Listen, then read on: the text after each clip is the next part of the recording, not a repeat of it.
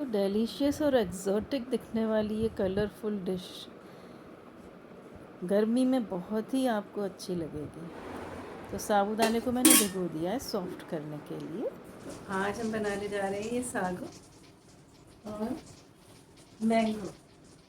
इसके साथ एक ऐसा डेजर्ट बनाएंगे जो कि ठंडक और शीतलता देता है।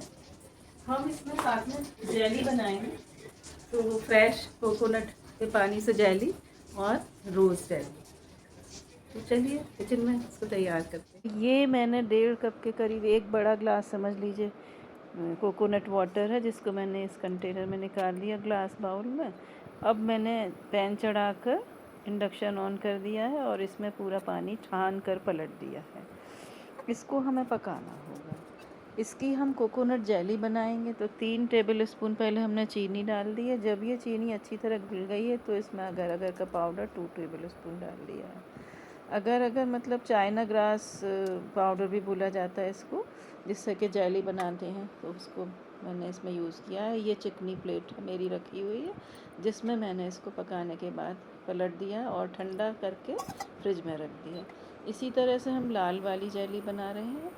तो 1 ग्लास पानी डाल करके, हमें इसमें चीनी इसलिए नहीं डालनी क्योंकि मैं जो रूह अफ़ज़ा यूज़ करूँगी इसके लिए बनाने में, तो उसमें ऑलरेडी मीठा होता है, तो उसमें चीनी नहीं डालेंगे। बस अगर अगर पाउडर उतना ही डाल करके और हमने रूह अफ़ज़ा डाल दिया है। तो रूह अफ़ज़ा डालकर इसको मिलाते रहेंगे, 2-3 मिनट इसे भी पका लेंगे। जब अच्छी तरह से लगेगा ये पक गया है, इसमें हम थोड़ा सा 2 बूंद लाल कलर भी और मिलाएंगे, जिससे इसका कलर और प्यारा लगेगा। हालांकि ये ऑप्शनल है, अगर आप कलर ना डालना चाहें ना भी डालें, तो अभी ये हल्का लाल तो रूह अफ़ज़ा से ही बन जाता है। तो रूम टेम्परेचर पर ठंडा करके इसको भी चिकनी प्लेट में हमने पलट दिया है और फिर ठंडा करने के लिए इसको रेफ्रिजरेट करेंगे। तो दोनों जेली करीब आधा घंटे में हमारी तैयार हो जाएंगी। रेफ्रिजरेट में रखेंगे आप, तो फ्रिज में रखने के बाद आधा घंटे में दोनों जेली अच्छी तरह से जम जाती है। पहले इन्हें रूम टेम्परेचर पर आ जाना था, फिर फ्रिज में रखें। अब इसके बाद में हमने इसमें खूब सारा पानी डाल दिया है, जिससे कि साबूदाना और हमें पकाना है। सागो यानी साबूदाना, उसको हमें अच्छी तरह से पकाना है। तो पहले हमने भिगो कर रखा था, इसलिए जल्दी पक जाएगा। अगर आपने भिगो कर नहीं रखा है तो आपका थोड़ी देर लगेगी पकने में। तो मैंने तो इसे अच्छी तरह भिगो लिया, देखिए गल गया है। तो इसको मुझे पकाने में केवल 3-4 मिनट ही लगे थे। ये मैं जो बना रही हूँ, इसमें कम से कम 15-16 सर्विंग्स आराम से हो गई और बहुत ही अच्छी लगी आज सबको ये डिश। गर्मी के दिनों में ये बड़ी शीतलता देती है। तो साबूदाना जैसे जैसे ट्रांसपेरेंट होता जाए, उतनी देर में हम पकाकर इसको इस तरह बड़े तार की चलनी में छान लेते हैं। तो इसका लिक्विड सारा नीचे आ जाएगा और ऊपर हम पानी डाल डाल कर इसको 2-3 बार धो भी लेते हैं। इनको दबाएंगे नहीं, बस हम हिला हिला कर पानी डालकर अच्छी तरह से इनको धो लेंगे। तो ये देखिए ट्रांसपेरेंट मोती के दानों की तरह सफ़ेद सफ़ेद इकट्ठा हो जाएगा। इधर मैंने एक सर्विंग ट्रे के अंदर मैंगो काट लिया है। मैंगो के 3 हिस्से कर लेंगे। बहुत बड़ा मैंगो था मेरा 750 ग्राम का, तो उसमें से एक हिस्से के तो हम क्यूब काट लेंगे। इनमें से कुछ हम अंदर मिला रहे हैं और कुछ ऊपर से डालने के लिए, गार्निशिंग के लिए अलग आप रख लीजिए फ्रिज में, उनको गार्निशिंग में यूज़ कर लेंगे। और 1/3 ही हमने इसको मिक्सी में कंडेंस मिल्क के साथ मिला कर पीस लिया है। तो ये मिल्क मेड हमारा डाल करके मैंगो शेक जैसा लिक्विड बन जाएगा।